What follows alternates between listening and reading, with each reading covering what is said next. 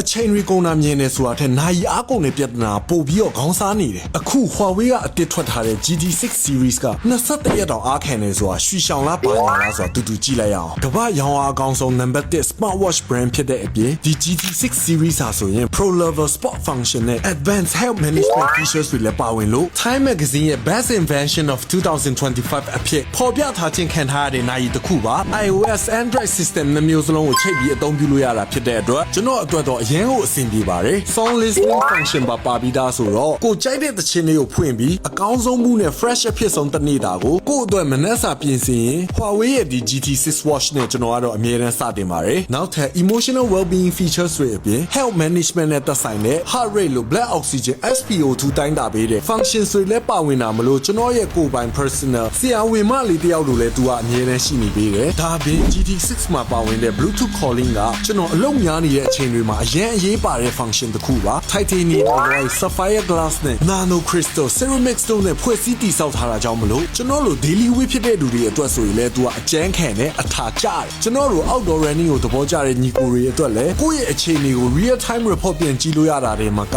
IP69 rated ဖြစ်လို့ရေဆိုခံချွေးဆိုခံနေပူမိုးရွာဝစ်ထားလို့ရတာပေါ့နိုင်မျက်နှာပြင် brightness 3000 nits စီပါဝင်တော့ညပိုင်းတွေမှာဆိုရင်လည်းကောင်းကောင်းမြင်ရတယ်ပို့ပြီးတော့စိတ်ဝင်စားစရာကောင်းတာတစ်ခုက GT6 နိုင်လေးကိုပတ်ပြီးတော့အိတ်လိုက်ရုံနဲ့သူ့မှာပါတဲ့ sleep management HRV monitoring system ကကိုယ့်ရဲ့အိပ်စက်မှုနဲ့ပတ်သက်ပြီးတော့တိုင်းတာချက်တွေကို health scenario insight ထဲမှာအကုန်လုံးပြင်ကြည့်လို့ရနေပြီနော်လူတိုင်းရှိထားတဲ့ Huawei GT6